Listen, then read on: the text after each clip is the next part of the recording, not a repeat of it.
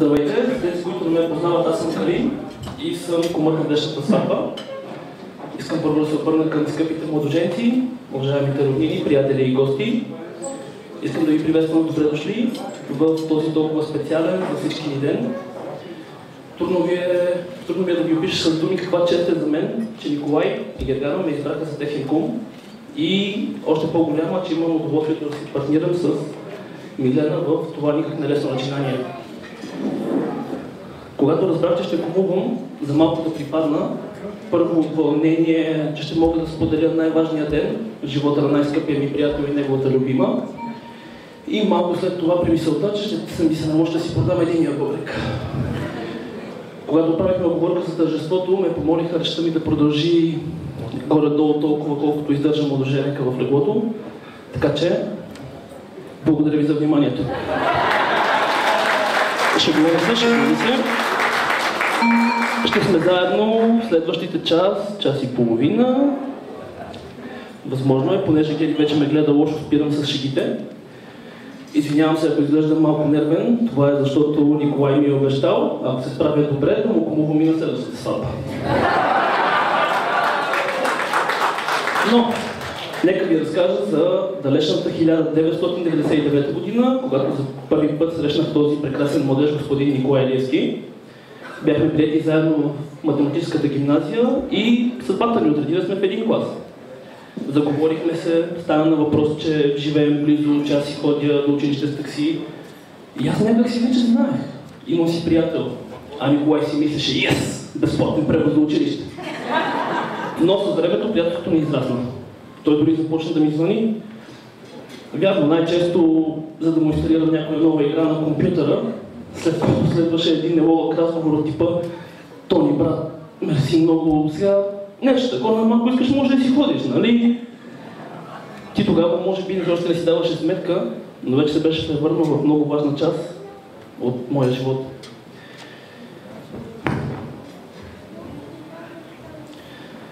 Извинявам се само.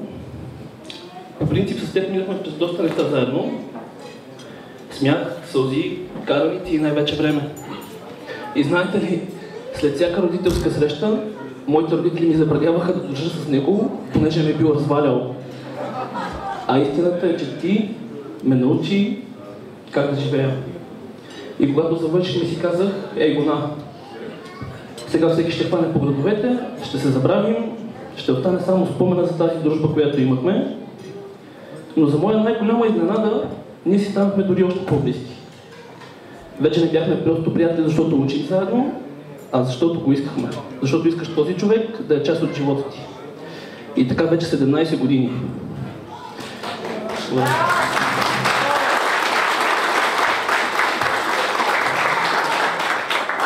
Спомням си много добре, когато видях Гергана за първи път. Пиехме билищи в кварталното кафе и аз и Николай бяхме предизвикани на игра на белото от нея и Вероника. За съжаление загубихме. До ден днешен не знам дали защото Николай реши да им пусне, или защото просто не познава картите. Човек, като бягам пика, няма да ми играеш пика, разбираш ли? Аз вече знаех обаче едно, той е влюбен. И дори си спомням един разговор между нас и нашия приятел Николай Гълъбов по Кошицата, в който той каза, че е съдувал как Николай и Гергана стават гаджета. И си спомням как Мичо почти като в молитва каза: чута Господ, братле, чута Господ.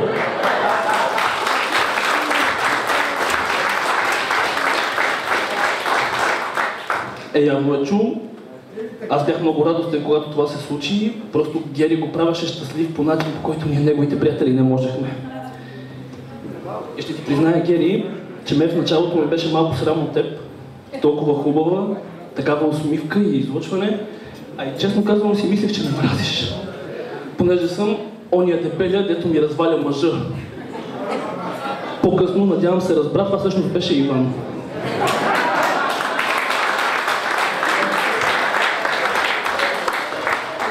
И знаеш ли, имаше нещо в теб. Нещо, което ми подсказваше, че ти си момичето за моя най-добър приятел. И постепенно ти се оказа и нещо много повече. Оказа се, че аз вече си имах и най-добра приятелка. Тук вече говори от името на прекрасната кума Миглена. Винаги може да разчитате на нас, винаги ще ви подкрепяме и обичаме и никога няма да ви оставим сами да се борите. За нас е чест, сме ваши приятели и кумове.